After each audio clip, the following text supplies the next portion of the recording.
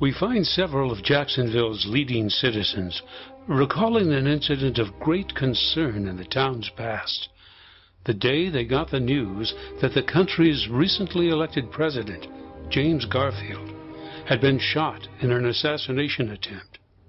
Let's listen now as Emeline Turner and other Jacksonville notables recall the ways the citizens of our small community dealt with this ultimately tragic event. Well, good evening. I'm Emeline Turner, and my husband William was editor of the Oregon Sentinel newspaper here in Jacksonville in the 1870s and 80s. Oh, but one of his most harrowing days as an editor came on a Saturday. It was July 2nd, 1881 to be exact. It was early afternoon, and he and his pressman were printing the regular weekly edition of the paper when over the telegraph wire came shocking news that our new president, James A. Garfield, had been shot. Well, William knew he had to get out an extra edition of the paper to let the people know, and because the 4th of July was just around the corner, well, 2 days to be exact, he needed to get the word to Mr. Charlie Nickell, who was president of that event. Also the editor of the Democratic Times, the rival paper. Anyway, you could see folks with that special edition kind of pounding it in their hands and shaking their heads, trying to digest that terrible, terrible news about the president. Well, we all tried to pray him back to health, and for a while, I even forgot he was a Republican. Then you could feel some of that focus shift away from the president towards some real animosity for the assassin, that Guido fella who Pardon me, it was Charles Guiteau. Thank you, Mrs. Turner. If he'd been visiting in Southern Oregon, why, we could have introduced his neck to one of our fine oak trees. That had been if somebody hadn't shot the buck first. Anyway, I needed some advice, so I sought out my friend Henry Klippel, our parade marshal. No, it was only one day before the 4th of July, and the news coming over the wire was not reassuring. People were asking me if we were going to cancel the celebration. No one seemed in the mood for a parade and fireworks when our president lay bleeding and dying at the hands of that madman, the spinner. But almost everybody in town had been planning to attend the parade, so Charlie and I asked for a meeting of the city trustees to get their view of it. So I'm Thomas Reames, and I can tell you that the afternoon of Sunday, July 3rd, was a difficult time for the city leaders of Jacksonville. I was called into a special meeting at City Hall as a city trustee with these folks to talk about what to do on July 4th.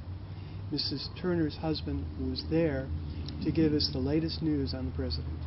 And he really wanted to give you the latest. And as he listened to those wires, read those wires all afternoon, he actually got encouraged. The president seemed to be rallying, and there was even indication that he would recover.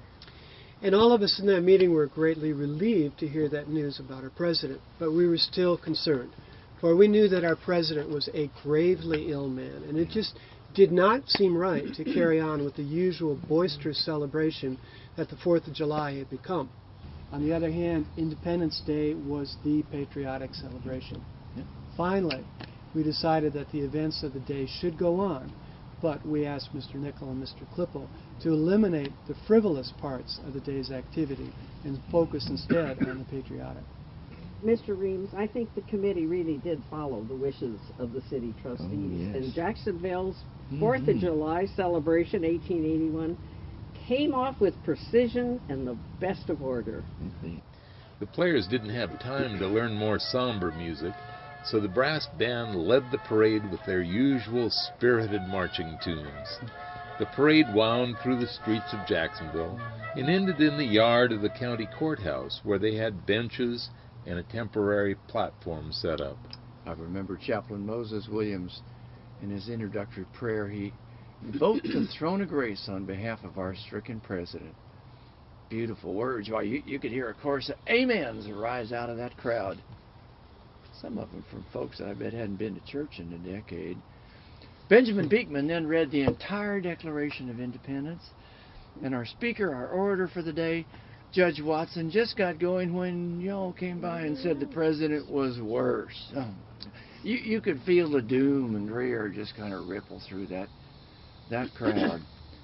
Fortunately, our makeshift choir had a real fine anthem. And Miss Carrie Beekman, that little portable organ, my goodness, she got music out of it that was fit for a heavenly choir.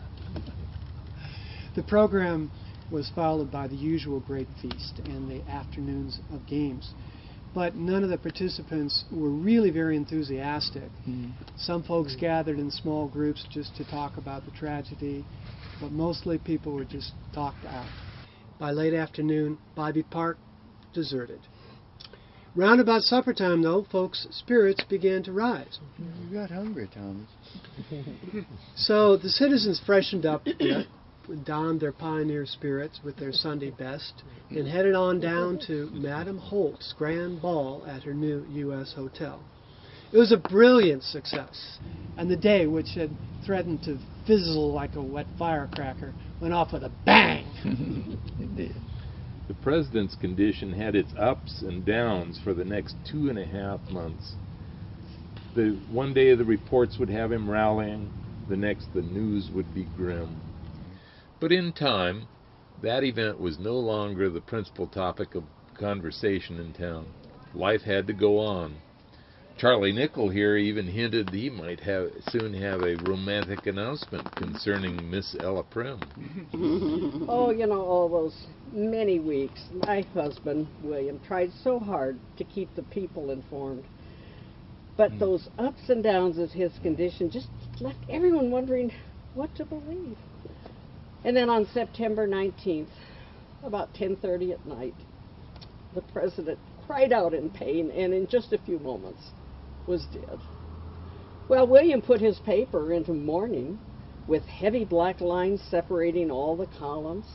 All of the humor in the articles was winnowed out, and even those editorials attacking the opposing party, well, they were eliminated for 3 or 4 or 5 issues, I'm sure. Only 2, Mrs. Turner. But after all, the president's death was everyone's tragedy.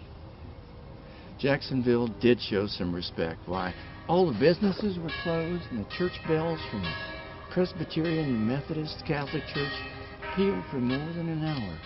3,000 people showed up in Jacksonville. God knows where they all came from. Woods must have been cleared for miles around. They came and they retraced the steps of the parade, participated in a very, very fine and fitting tribute to our late president. That's true. And we, the people of Southern Oregon, really felt that we could have done no less, and we certainly could have done no more to have shown our respect and our deepest sorrow. Rest in peace. Amen.